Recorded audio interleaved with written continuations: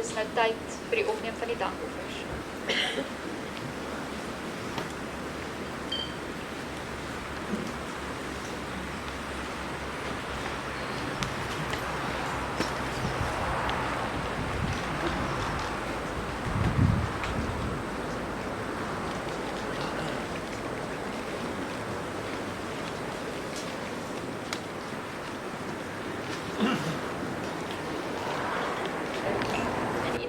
Te kan dankoffers opneem, die Heer, sodat ons u koninkryk kan doen. Die Heer, u alleen weet waartoe hierdie dankoffers moet gaan. Ons vra vir u leiding deur die tyd, die Heer, dat u ons sal wys waartoe die dankoffers kan gebruik, net sodat ons u koninkryk